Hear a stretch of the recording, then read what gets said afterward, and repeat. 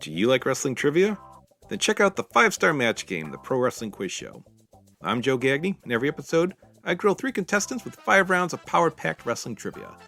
We have over 30 evergreen episodes in the archives covering WWE, AEW, Japan, Mexico, and much, much, much, much more. Play along at home and check it out today. Love Japanese pro wrestling? Want coverage of the entire scene, men's and women's promotions, from New Japan to Stardom, Noah, All Japan, DDT, Marigold, and more? Then Wrestling Omakase is the podcast for you. Hosted by a 23-year Puro watching veteran, that's me, John Carroll, and a rotating cast of co-hosts, we bring you a passionate, knowledgeable look at the wide world of Japanese wrestling. Wrestling Omakase is right here on the Voices of Wrestling Network. Check us out on any podcast app or feed today.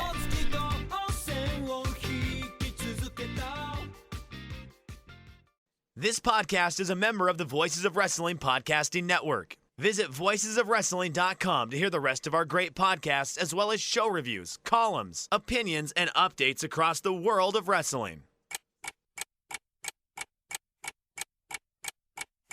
Welcome to Jumping Bomb Audio.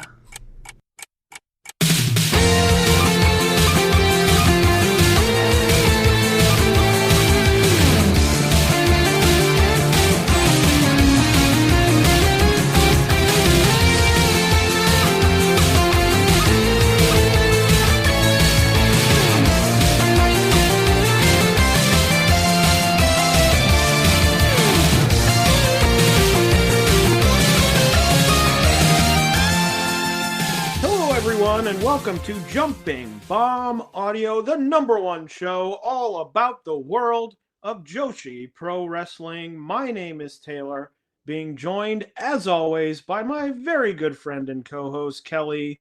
Kelly, how's it hanging? It's hanging long. Okay. How you been? I'm good. What about you? You know, I haven't been felled by Lyme disease in the last 2 weeks, as we talked about last time. So tremendous. Good news for me. I haven't died. Just trying to stay cool in the hot summer we got going on here. Yeah, today it's really nice by us, but I'm waiting for that to turn and be awful.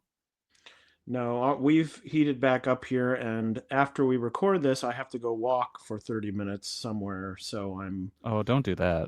Not looking forward to that, but it is... But you're in New York, so walking is the faster way. Walking is often the faster way, that is correct. And I don't own a car, so... And if you took like a Uber or something, it would take you an hour and a half and $70. Mm-hmm. Yes, but what else is heating up, Kelly? You know what else is heating up? Oh, is it Joshi Pro Wrestling? It's Joshi Pro Wrestling action is heating up. We have a lot to talk about, including what I'm going to just declare is a shocking Tokyo Joshi event. I think it's fair to call it shocking in many ways. Yeah. We have a match that Kelly will be talking about that I think he has some things he wants to get off his chest. Also shocking, but in a completely different way. And we have a lot to preview as we are on, I will call it the precipice of the busiest time of the year in Joshi wrestling, as everyone decides to run a whole shitload of shows all at the same time. Yep. It's that time. It's that time of year. But before we begin, we, of course, have to get our plugs in. Follow us on Blue Sky at JBomb Audio. You can follow Kelly at Comic Geek Kelly. You can follow me at Tay Mainbow. Subscribe to us on your podcast app of choice. And if that app of choice is Apple Podcasts, we would really appreciate a 5-star rating and review. And if you're feeling extra generous, you can donate to the show at redcircle.com/shows/jumping-bomb audio. So let's kick it off here with a little bit of incendiary talk from Kelly. And we are going to be talking about the Marigold July 16th Korakuen Hall show. Kelly, I didn't watch this because multiple people told me it was horrible. Yeah. So I turn it to you to say what you need to say. Okay, so the Marigold main event was the double title Marigold World Title GHC Women's Title match between Takumi Iroha and Utami Hayashida. So on paper, sounds awesome.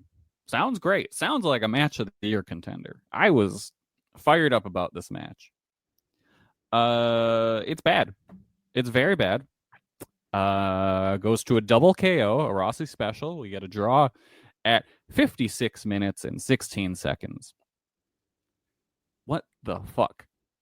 What? Just, if you're gonna do a draw that long, just go to the fucking hour. Like, why? What's 4 more minutes of wasting my time? So this was just, it was bad. It was all around just a bad match. Just these two didn't have a good night here. It was just like really boring. It definitely felt like it was a draw in the beginning, like just moving at a snail's pace. Utami went after Aroha's leg very hard. Aroha sold that when she felt like it. Immediately after like getting her leg destroyed, it was time to walk up the steps in Korakuen to go fight in the crowd. Oh, and then her leg didn't work. You know, just that kind of stuff. Just the pacing was bad. I think if you were to take this match and edit it down and chop out about half an hour, you'd have a good time. But watching it as it was bad and disappointing, and I think a legitimate worst match of the year contender because of the talent involved and the amount of time it wasted. Like, just it is just like Rossi at his worst here. Like, just, do we need to keep doing draws? Like, dude, your company is already just a shell of what your former company was. And now we're doing this. You're taking the one good thing, which is the Marvelous relationship, and putting it through the wood chipper of the most boring match imaginable. And then the referee is a freak. Like, I don't recognize this ref much. I know I've seen them before. But, like, this match in particular, I noticed them being weird.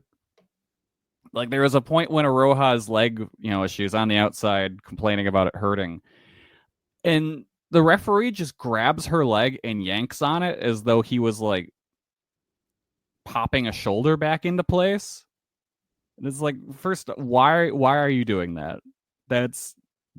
If she was legitimately hurt, you would have just been making it far worse. That's not how legs work. And then later in the match, Utami was on the ground. It was in a submission, and they just grabbed Utami's head with their hands, like they were doing the Gordon Ramsay, putting the bread to the sides of your head and calling you an idiot sandwich. It was very weird. It was just like distilling Daichi down to his absolute worst. I don't know what this person was doing, but it just put a little bit of like shit sauce on the shit sundae that was this match. Yeah, as I mentioned, I will say that John from Wrestling Omakase watched this first. Yeah. And they are generally higher on Marigold than either of us are. By a wide margin. And said it was absolutely horrible. And then there was a point where I'm like, well, they typically like Marigold when I don't, so maybe I will like this. No. Yeah. And then you said it was horrible and also 56 minutes long. Mm-hmm. And I just, for my own sanity, let you take one for the team. At some point, I decided, like, this is terrible, and I sped it up to 2 times speed, and it still felt slow. Like, that was the craziest thing about it, where I was, like, bored, and I was like, wait a minute, I'm watching this match at double speed. How am I bored? I will say currently on Cage Match, it is at 7.58, which, Good. considering the people in it, I would say is very low. I think It's when you going have- down, thankfully. Yeah, when you have like 2 people who people like and are good, usually there is a like floor of these matches, and I feel like this is the floor. Yeah. Because Can I talk you're about always- Cage Match for a second? Sure. I'm going to insult a user. I don't remember their name. And I apologize if you listen to this show, but you're dumb. They rated this match a 10 in the Cage Match stuff. But then in their review, they gave a starred rating of 4 3/4.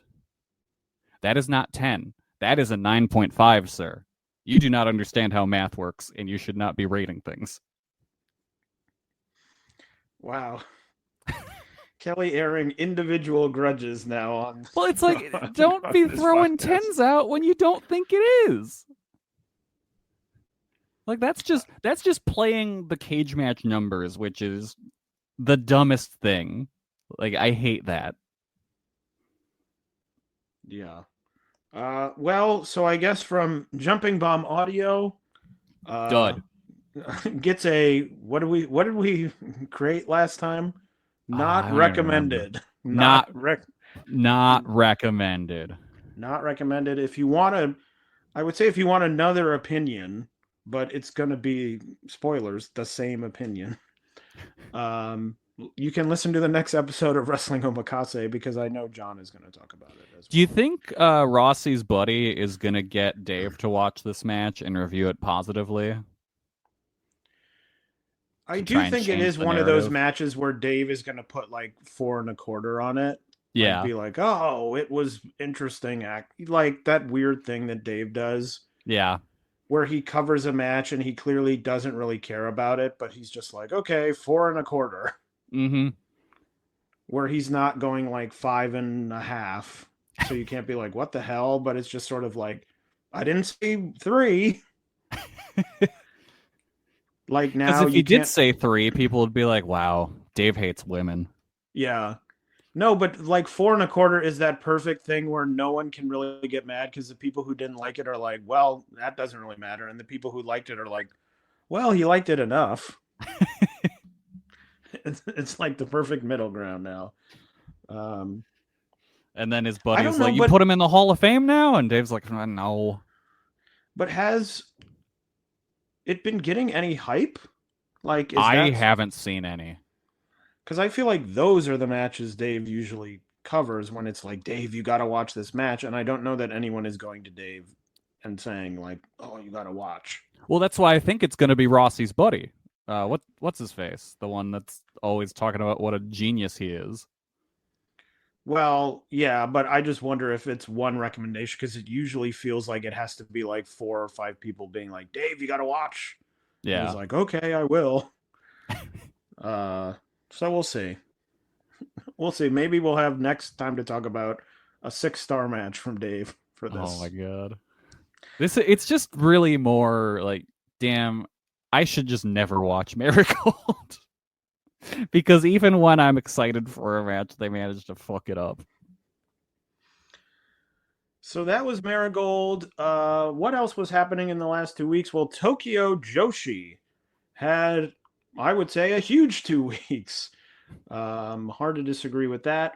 First, in Japan, Yoshiko Hasegawa graduated, had her graduation show. She had a big 27-person battle royal, which turned into an Iron Man heavy metal weight contest that saw Shoko Nakajima come out with that title. But also on that show, important things, Moka Miyamoto and Himawari qualifying both for the Tokyo Princess Cup, which is coming up, as we'll talk about in the upcoming shows. Kelly, I think that was what we predicted.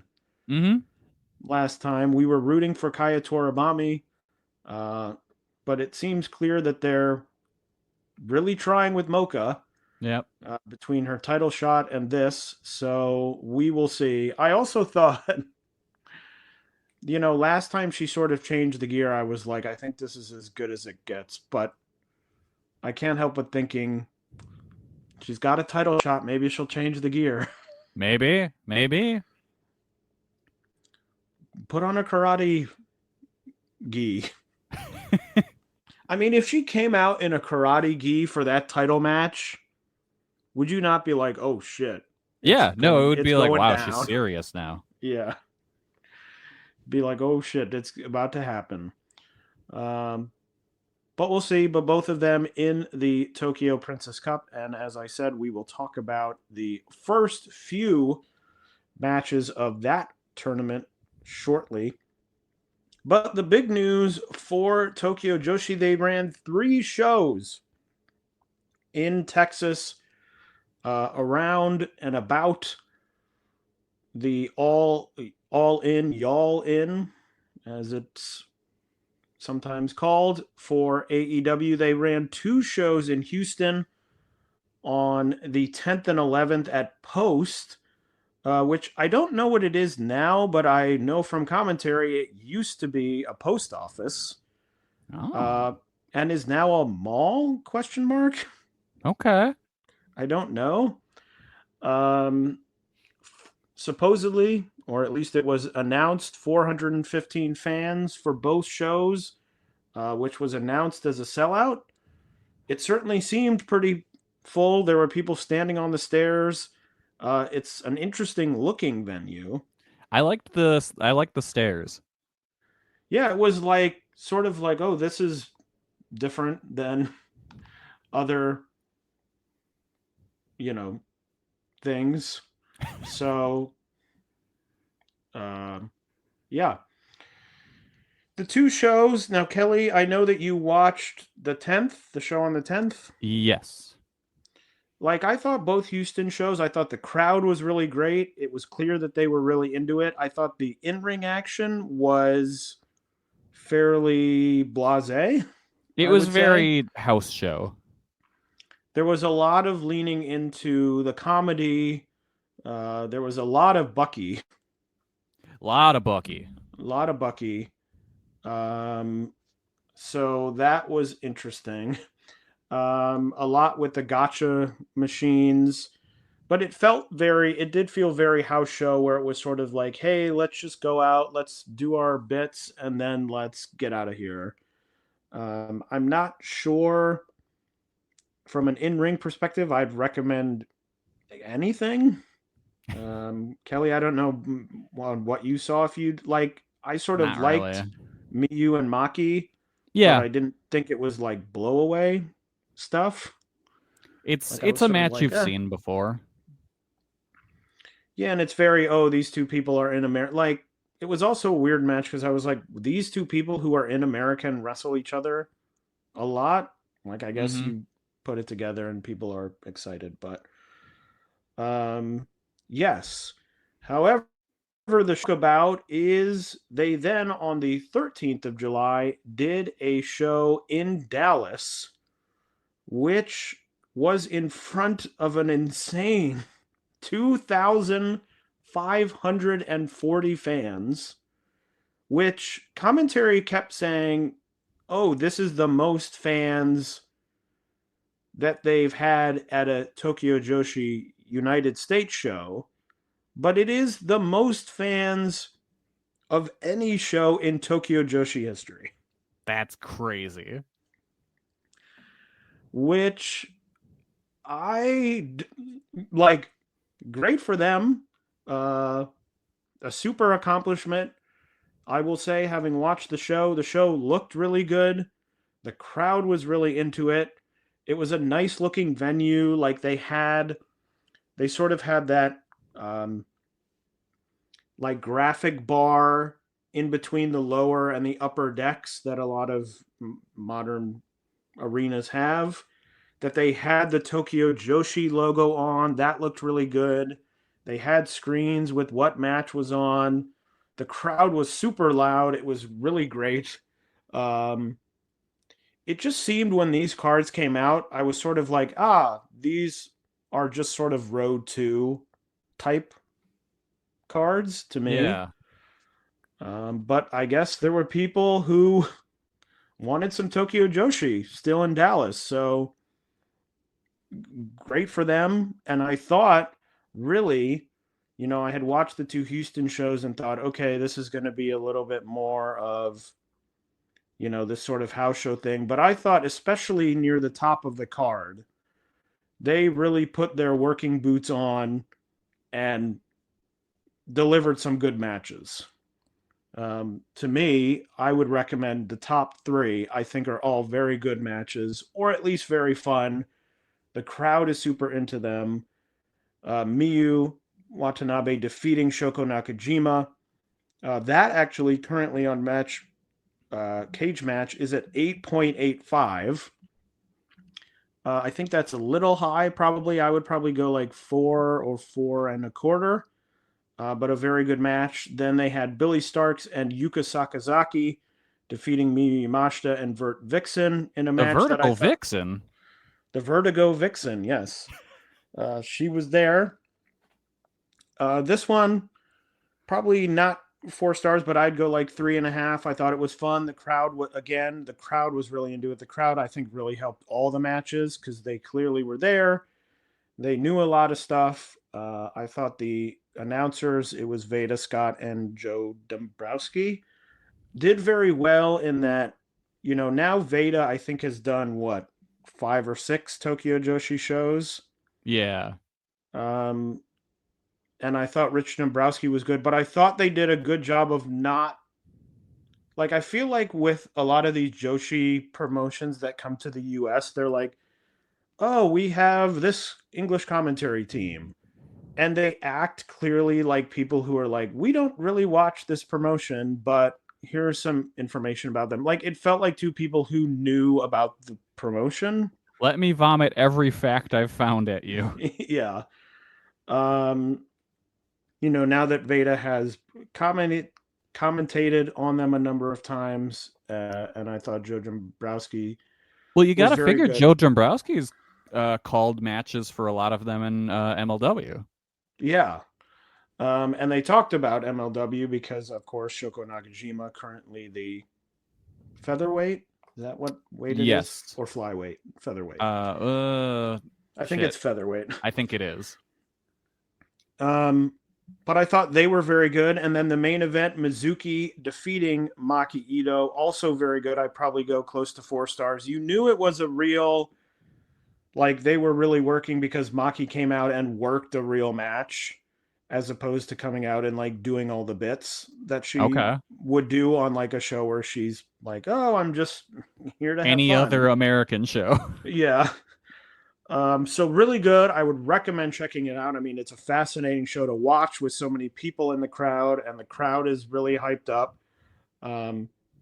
It's so fascinating to me that they were talking about, Summer Sun Princess is happening in a week or 8 days or whatever it was, and I'm like, they're probably going to have more fans here than they do at Summer Sun Princess. 100%. Which is just crazy. I'm like, I guess unless someone else thinks of a reason, I don't know, maybe they gave away 1,000 tickets. I don't think they did. But just the idea of on these big AEW weekends, no one else is running. So just run. And people are like, well, I'd like to watch more wrestling. Yeah. Yeah. It's the same thing as WrestleMania weekend, but it isn't so spread out and spread thin. So it's like, okay, well, I have one choice to make. Should I go to this one? I guess I will. And it certainly seems to me, I think the US focus is always on Stardom because that's sort of the mainstream, yes, that's Joshi and it's the best Joshi. But I'm like, clearly people are willing to watch Tokyo Joshi. I'm like, Tony Khan, it wouldn't be a bad idea to not, to use some of these people and not put them in catering in the dark match for 2 minutes, like Mizuki. But yeah, a show definitely worth checking out. The undercard, I think, is solid. You know, they have a Pam Harajuku Raku Hyper Misao match, which sort of does all the comedy on the show. You know, they bring the gotcha machine back out. They had a couple of, obviously, Vert Vixen was on the show, as we mentioned, but Vert is sort of like she's been in Japan. She wrestles on a bunch of these US shows. They had some new people. In Houston, they had Kalia Capri, who I guess is from Reality of Wrestling. They had Alejandro Quintanilla. They had Maya World. I thought Maya World looked good. I thought the other two looked fine. Wasn't exactly. They seemed both pretty green. So wasn't blown away with either of them. But yeah, I would say if you've only got time for one show, it's obviously going to be Dallas. As I said, I don't think anything on either of the Houston shows is really worth checking out unless you want to see a great crowd and an interesting venue. What else happened? Sendai Girls just had a Korakuen Hall show that had some big matches on it. The first one being Veni and Aja Kong against who was it? Bob Momo Banana. Yes, thank you. The returning to full power with Miyu coming back. That was a good match. Fun match, very quick. You know, I described it as two mean giant women beating up two lovable scamps. And Kelly, what else was on that show that just happened? You had the semi-main, which was a hardcore match. Hazuki defeating Dash Chisako. This is a wild match. They really were like, you know what? We're going to jump off every ladder and go through every table. And they did it, and it was awesome. Hazuki looked like she was just having a blast with this match. And there was times where you could see she was holding back, smiling so much. It was very fun to watch. If this is what Hazuki's post-Stardom run is going to be like, we're in for an awesome run. I went 4 1/4 on this. Definitely worth checking out.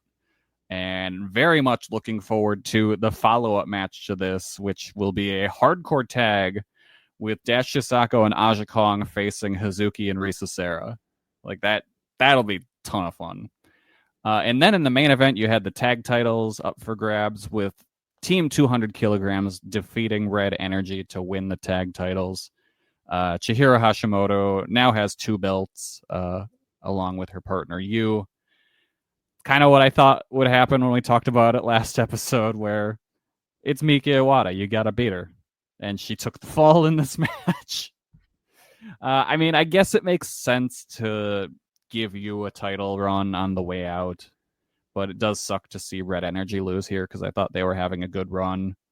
Booking aside, very good match, really hard-fought battle, kind of war of attrition between the two. Hashimoto has just the scariest powerbomb. Just looks like everyone gets a concussion from it. And so it is a fitting finish to the match. Very good. I also went 4 1/4 on this one. So definitely worth checking out the top 2. Actually, top 3. Go with the Vaniaja versus Momo Banana match is also well worth watching too.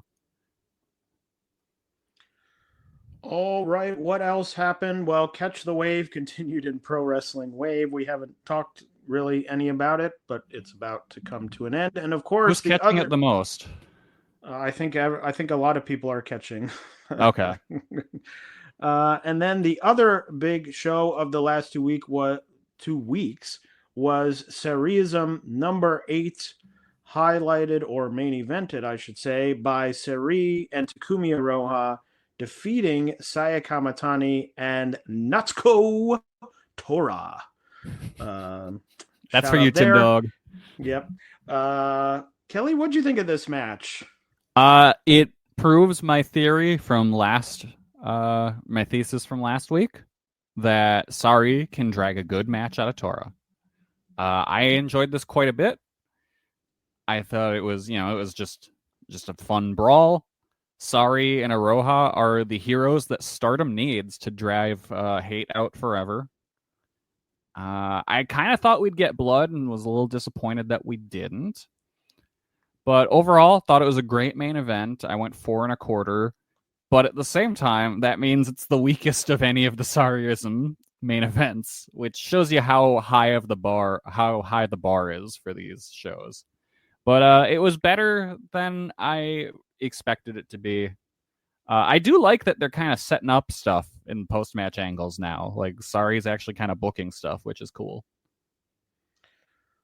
I thought it was fine. I actually thought it was pretty good when it was one of Seri, Aroha, or Kamatani. I was like, yeah. oh, this is pretty fun. Had the hate shenanigans. I'm like, just what everyone's been wanting from SAREEEism main events. Weird interference. I will say that when Momo came in with the bat and hit Tora, I was like, she is swinging for the fences. It was very loud, and I was like, damn. Just not, again, I hate these hate matches. I hate people running in. I hate people interfering. So I'm just like, I just want to see straight up battles. That's what most of the SAREEEism shows have been.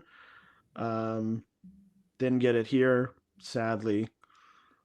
So I thought it was fine. I would agree. I was not as high as you, but easily the weakest SAREEEism main event. Let's do a cage match.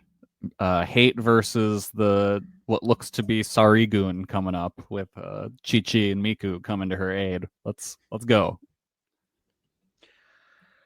So that was everything in the last 2 weeks. What is coming up in the next 2 weeks? Well, let me tell you, there's a lot coming up in the next 2 weeks.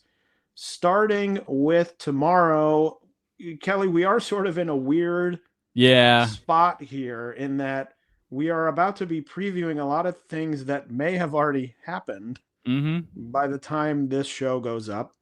But what can you do? What can you do? You can yell. You can laugh at us for being wrong in our predictions. Yeah, we will either immediately be wrong or right. Yeah. So, I believe tomorrow is a holiday in Japan, and that's why there's 2 big shows happening on a Monday. Yes, there are a lot of shows happening. Will be interesting to see what attendance looks like for these shows running head to head. But the first one is Stardom's Sapporo World Rendezvous. Again, happening at this point tomorrow on the 21st. The card is as follows. The first match, Rion versus Emma Mashima. Then for the Future of Stardom Championship, it will be the champion Hina defending against Sayaka Kurara. Then there is a 5-star Grand Prix Blue Stars Block A, say that 5 times fast, qualifier. Yuria Hime against Akira Kuragane. We talked about that last time. Then a 6-woman tag team match. The Neo Genesis trio of Azumi, Miyu Amasaki, and Mei Sierra will take on the Mi Vida Loca team of Suzu Suzuki, Rina Yamashita, and Bozilla. Then there will be a 4-way tag team match. Hazuki and Koguma versus Waka Tsukiyama and Hanako versus Lady C and Ami Sourei versus Aya Sakura and Yuna Mizumori. Then an 8-woman tag team match. The Stars group of Hanan, Saida, and Momo Kogo will team with Kikyo Furusawa against against Natsuko Tora, Nailed it. Ruaka, Momo Watanabe, and Konami. Then the 2 big matches on the show. The Wonder of Stardom title on the line is Starlight Kid defends against Sayuri Ano. And then the World of Stardom title, Saya Kamatani, the champion, defending against Natsupoi. Kelly, are there going to be any title changes on the show? I am saying no. I think this card is kind of weak besides the top two, and really reminds me of the dying days of the Rossi run where they were running a million shows on pay-per-view and just had like a marquee match with a bunch of just like fluff before. Yeah, it clearly is. It's very interesting to me to see the two title matches on top and then really nothing underneath. Yeah. Because it's like, oh, it must be a really big show, but then it's like, well, it isn't really a big show. I sort of understand not trying to have everyone kill themselves a week before they have to kill themselves doing the 5-star Grand Prix. Mm-hmm. And with that, it's also like, then just don't do the show, you know? Yeah. I don't know. I always think something about Starlight Kid. I'm like, do they really think that she's that? Like, could Saori win the title? That Just one is because definitely the most up in the air, for sure. I'm like, I just don't know if I have any faith in. Although maybe they just saw, the Saori Natsupoi show draw well and were like, hey, let's try and duplicate that. And put That's them what on I'm the top. thinking. So I think should be a good show. I think probably the middle of the show will be pretty skippable because the Future of Stardom title, obviously that's a title match, and then the Grand Prix qualifier has some importance in terms of things obviously going forward with the 5-star Grand Prix. I just think the middle, unless something someone could debut again or something could happen or someone could switch teams, I guess. But just doesn't seem like really a lot there. Mm-hmm. Will be interesting to see Bozilla, but yeah. Then on the 24th, they have a Korakuen Hall show. I don't believe anything's announced for that yet. I'm assuming they're waiting to announce after the 21st. I'm imagining that will probably just be mainly a preview, like a 5-star Grand Prix preview show. Yeah. I wouldn't be shocked if it's just like a bunch of tags with one side of the block versus the other side of the block.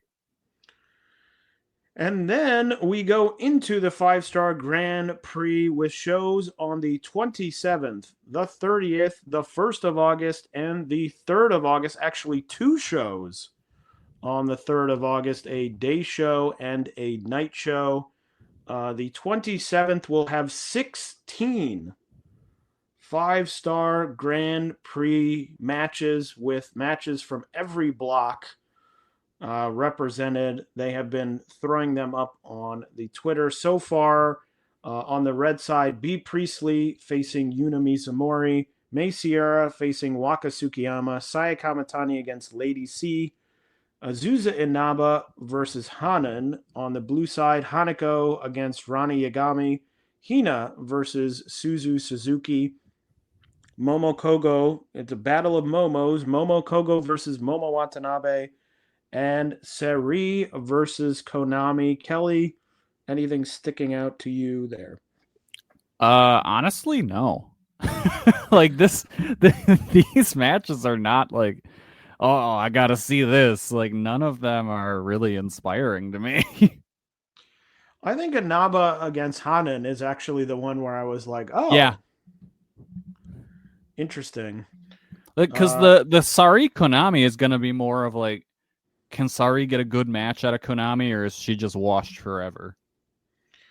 Yeah, so we will see, but there's going to be a lot of action to cover next time in the 5-star Grand Prix as that kicks off. In Seedling, they have a show on the 26th. Not a big show, not a lot of big matches happening, and Natsuka Tora and Ruaka will be appearing on that show, terrorizing now not only Stardom, but all of Joshi Wrestling. Yeah, stop that. Then, of course, as we talked about earlier, Tokyo Joshi also on July 21st has Summer Sun Princess. The card there is as follows. Himawari will team with Ren Konatsu to face Shino Suzuki and Uda Takami. Andreza Giant Panda will team with Raku to face off against Kyoko Inoue and Palm Harajuku in a very strange match. to me. Fire pro random button. Unamanase, Mahiro Kiryu, Kaya Toribami, and Chika Nanase will face off against Wakana Uehara, Toga, Mifu Ishida, and Kira Summer in the sort of get everyone on the card match there. Then we sort of get more to the business end of things, a three-way tag. Yuki Kamifuku will team once again with Veni, facing off against Yuki Aino and Haru Kazushiro, and also Ariso Endo and Jada Stone back again. That, to me, is an interesting... There's a lot of interesting things in this match. Jada Stone, who I've liked, and also Haru really getting up the card here. Yes. Also, sorry, Haru, you're taking the pin. Yes. Maybe only up the card to take the pin, but very interesting. And I have liked the Yuki Veni team. Mm-hmm. That only really seems to tag on these shows, type of shows. But happy to see that. Then we really kick it up a notch as Maki Ito will team with El Desperado to face Chris Brooks and Emi Sakura. I'm really looking forward to this match. This is my most anticipated match on the card by a mile. Like, this sounds awesome. I'm like, Maki, just don't do comedy. Don't do comedy, please. Just play it straight. We got Emi Sakura back in Tokyo Joshi. We got Chris Brooks. We got El Desperado. Like, just, it has all the ingredients to be awesome. The face-off the people have demanded, Emi Sakura and El Desperado. Yes. Then there will be a special single match. Miyu Yamashita will face Billy Starks, returning once again to Japan. And then we have all three of the titles being defended. The International Princess title will see Suzume defend against Mocha Miyamoto. The Princess Tag Team titles, Shoko Nakajima and Hyper Masao will defend against Rika Tatsumi and Miyu Watanabe.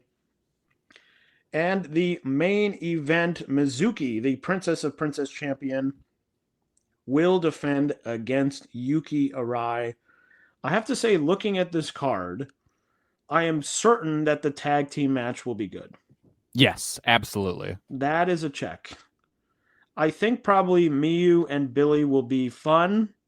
I think it being fourth from the top, they might not go too crazy.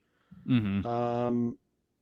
I really have questions about the International Princess title and the Princess of Princess title match. Those are two matches that have the potential to be not good, and I would not have booked them on the same show. It's a weird thing where usually I look at these cards and I'm like, okay, this will be good. You know, I'll enjoy the show. I could see really either way in 2 weeks coming back to the show and being like, this show rocked. Like, it was really good. Like, Suzume gets a great match out of Mocha and Yuki Arai has a good match against Mizuki. Coming in and being like, it was great because the tag title match will be good. I'm sure I'll like the special tag. The undercard will be what it usually is. But for a change, and something I don't usually say, is I could see me coming in here and being like, this show was not good. Yeah. Because Maki could do a bunch of comedy. Mm-hmm. You know, Miyu against Billy could be 8 minutes long. Yep.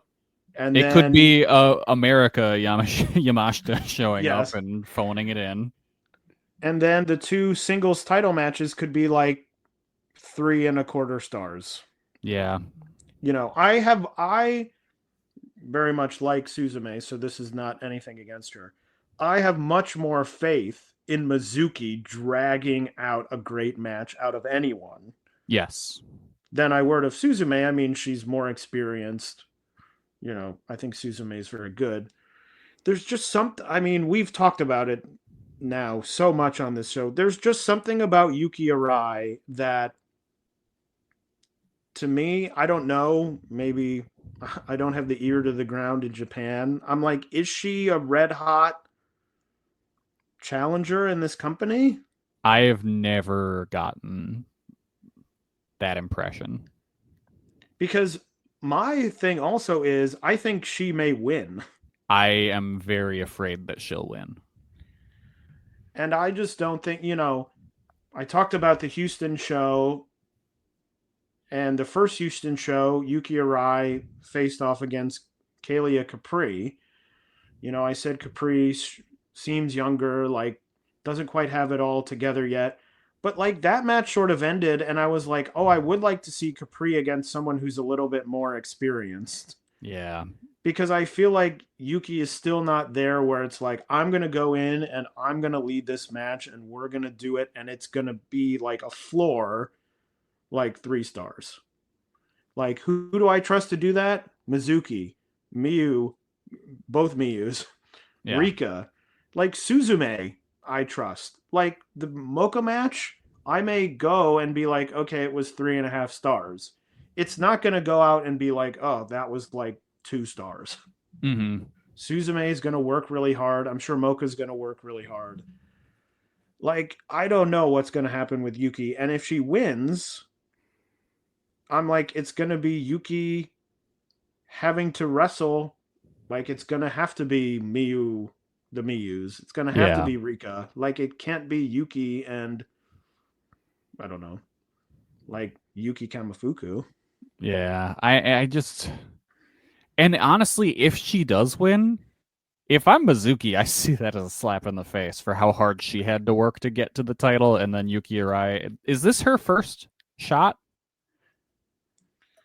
I think so. Let me check. Yeah, like just with how conservative the Tokyo Joshi booking is, if she wins, it feels extremely undeserved. It is her first Princess of Princess title opportunity. Yeah, Yes. I am very concerned that she is going to come out of this champion, and I do not care for that, for the direction for Tokyo Joshi. Yeah, I also think it's an interesting thing because for so many months and years, we talked about like, they won't give any of these, like Miyu, Watanabe, they won't give a chance. Like Mizuki had it and then immediately, was like in and out. And now I'm like, okay, now they're giving it to this generation, but it's like Miyu wins it and then she loses it. And by the way, she got pinned in Houston, which I was like, that's really bizarre. Yeah. That's really bizarre to me. That she's getting, like, she has a title match, first of all, and just very odd to me. I don't know. This is the most, and I'm like, what does this card draw? Where are they running? I don't even know where they're running. I always lose track of where. Like, it almost feels like they should have just called an audible and put what they could from this card onto the Dallas show and been like, fuck it, this is going to be the bigger show. Let's see. Oh, Jada Stone is going to be on English commentary.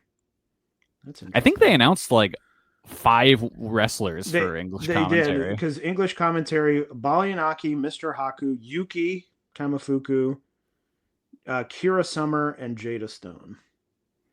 I thought I saw more, too. Oh, really? I think so. Like, I remember seeing the list and being like, so we're going to get a different wrestler every match, almost.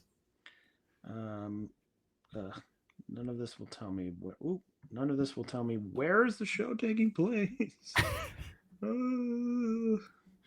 Anyway, but I'm like, they had, the drawing has sort of gone down on these big shows. Mm-hmm.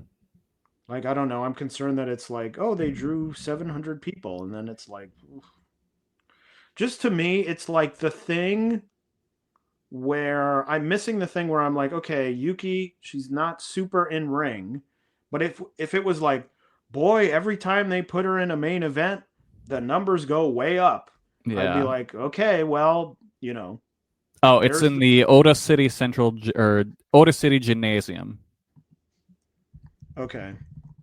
But if it was like, whoa, every time she main events, the numbers go way up, I'd be like, okay.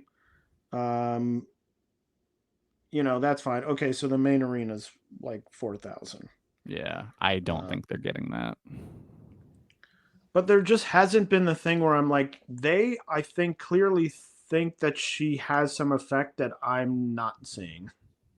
Yeah. They've been putting her on Korakuens in big spots for a while, and it's like the Korakuen numbers have gone down. It just doesn't seem to me like the thing they think she is what she is. It feels like they're being blinded by her being in the C-League idol stuff. But now she isn't anymore. I know. She isn't even in that. It's like they're working themselves into thinking it's actually matters. So we will see. I mean, a very interesting... we'll see what happens again. I'm like, I could eat my words and be like, holy moly, what a great show again from Tokyo Joshi. I mean, I can't think of one of these big shows where I've been like, that was bad. Yeah. Like, ugh, okay, so this is the venue they ran Grand Princess in this year, and they drew 1,212 people that time. Okay. What did they draw? What of the summer, I guess... Well, oh, and this is also the venue where Poi and Saori ran their produce, where they drew 2,800. I see. Now so there's Joshi fans that'll come to these shows. Yeah, and I mean they're also competing against a big Stardom show. Yeah, is the other thing that we haven't really talked about. Okay, Summer Sun Princess 22 drew 1,130 fans at Oda City. 23 drew 1,222 also at Oda City. Nope, that's 24 drew 873, but that was at Korakuen. That was that time when they were like, we're moving it to Korakuen this year. I think because the building wasn't available or something. Yeah. Something like that. So that number doesn't really count. But, I mean, really the bar is 1,200, I would say. Yeah, and looking at every show that's been in this venue so far, Grand Princess is the lowest drawing of them. Yeah, but we'll see. I mean, look, if it comes out and the show draws 2,500 people with Yuki Arai on top, then I guess I was wrong. Yeah. But again, she's been with the company this long. And to my knowledge, there hasn't been a show where the number, it's been like, whoa, she's a big draw. Mm-hmm. So we'll see. But will be interesting. But that's not all happening in Tokyo Joshi because they have the Tokyo Princess Cup starting also on July 27th. They will have 4 first-round matches. Raku facing off against Miyu Watanabe, Moka Miyamoto facing off against Miyu Yamashita, Mizuki facing off against Yuki Aeno, and Suzume facing Wakana Oihara. Kelly, should I make a bold prediction right now? I would love it if you would. I'm going to make this is going to be very bold. I think Moka Miyamoto beats Suzume to win the International Princess title, and then she beats Miyu somehow.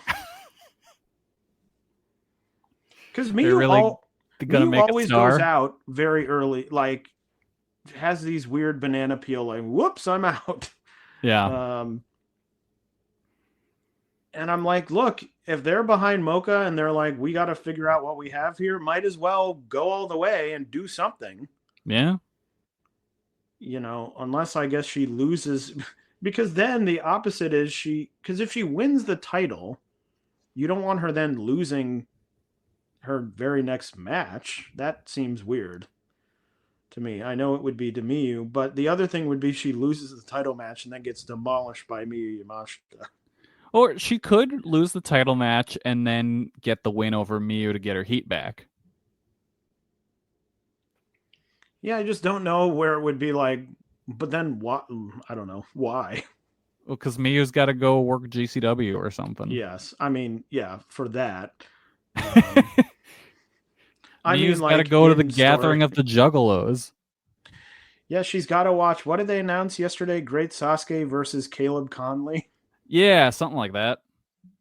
The weirdest match I've ever heard of. Yeah. Anyway, then on August 2nd, some more first round action. Himawari will face Haru Kazushiro, Ariso Endo against Hyper Masao, Shoko Nakajima against Rika Tatsumi, and Yuki Kamafuku against Yuki Arai. Again, this is the one tournament that's happening that is single elimination. Thank God. And we're all happy for it. What else is happening? Well, Marigold on August 2nd, the Dream Star Grand Prix will start. So we'll have 3 tournaments happening all at the same time. Kelly, get into it. No, please don't. Kelly, get into it. No, Rossi shut down. And also the Catch the Wave finals will be happening. Not writing anything about it because I would like to watch some of it, and I haven't watched any of it.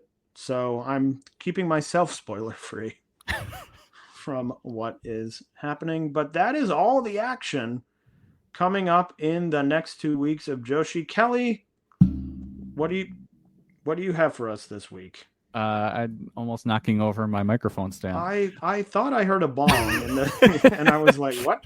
Bong. It's the gong end show gong. Yeah, Yeah. that's my new gimmick. Let's see. Did you see the Superman movie? I did see Superman, yes. Did you enjoy it? I did. Filmed in my hometown of Cleveland, Ohio. So, Wow. Yeah. I enjoyed it quite a bit. Played a lot of, hey, I know that place while I was watching. But yeah, I also enjoyed it. Is that where the Fortress of Solitude is? No, the Fortress of Solitude is not in Cleveland. Oh, okay. But yeah, very enjoyable film. Yeah, the very much just the comic movie that mostly captured like the feeling of reading a comic book to me in a while, where it's just like, hey, you know the deal, you know who this dude is, he's gonna go on an adventure, keep up. And it's like, yeah, that's what we should be doing. But I do have something to say, and it's related to Superman, but it is not about Superman. Okay. Kelly, I don't know, when you saw the movie, did you get a trailer for the new Cat in the Hat movie? I did. That movie looks to me like one of the worst movies ever made. It looks like they took the Cat in the Hat and was just like, all right, what if we give it kind of the premise of the world of the monsters and Monsters, Inc.? But also there's a multiverse, I think? Yes. He works at a business. They're like, he's got a job. The animation looks bad. That was the first thing I noticed, where I was like, ooh, this looks terrible. But then they're doing all these weird, like,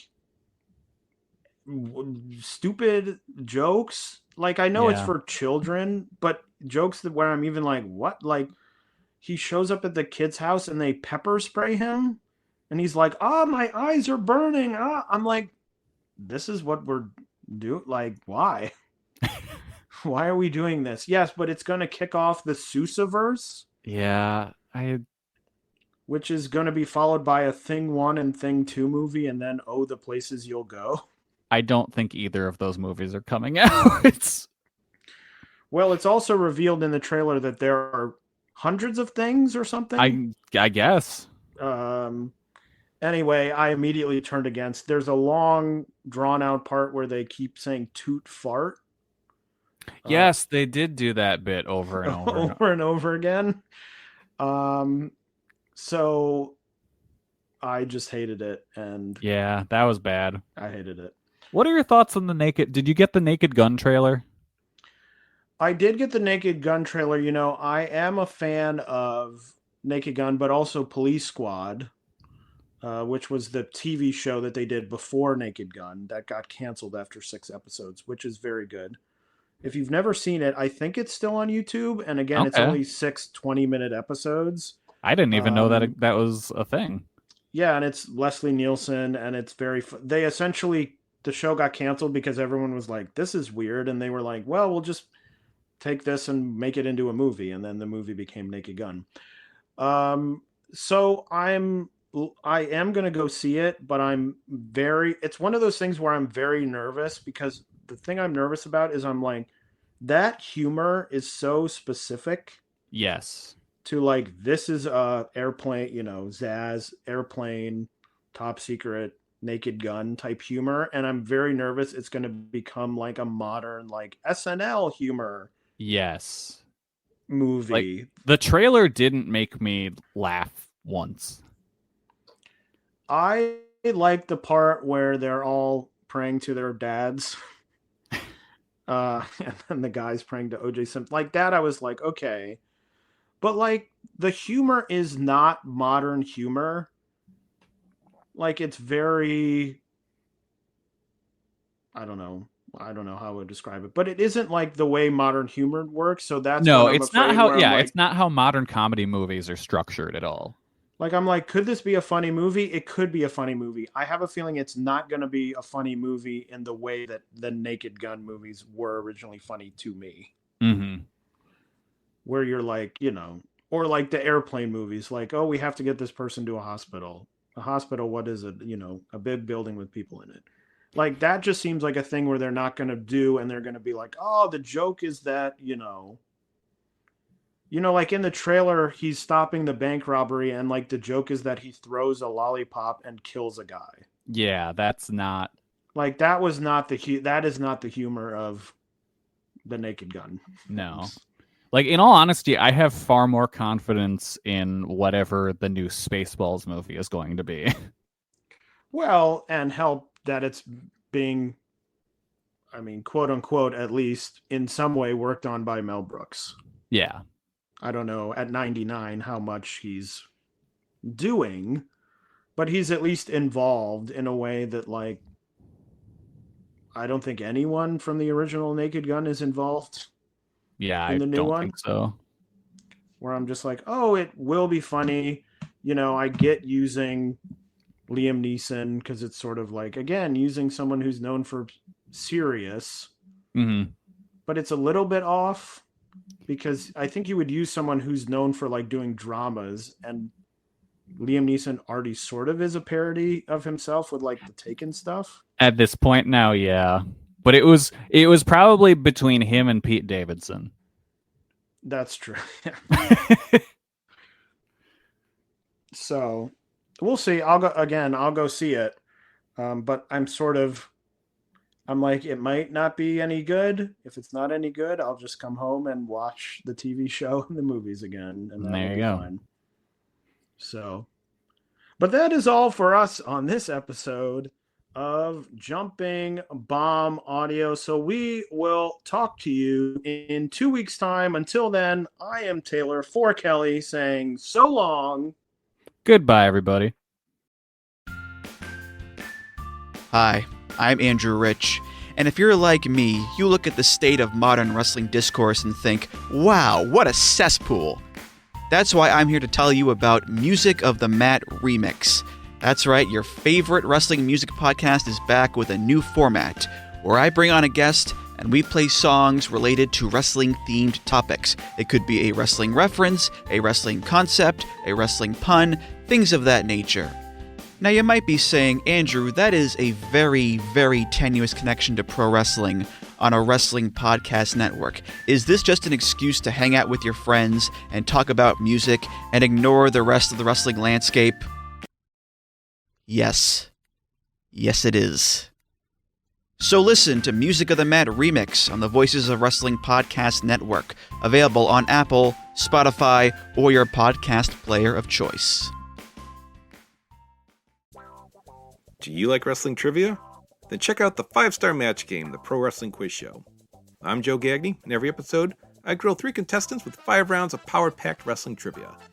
We have over 30 evergreen episodes in the archives covering WWE, AEW, Japan, Mexico, and much, much, much, much more. Play along at home and check it out today.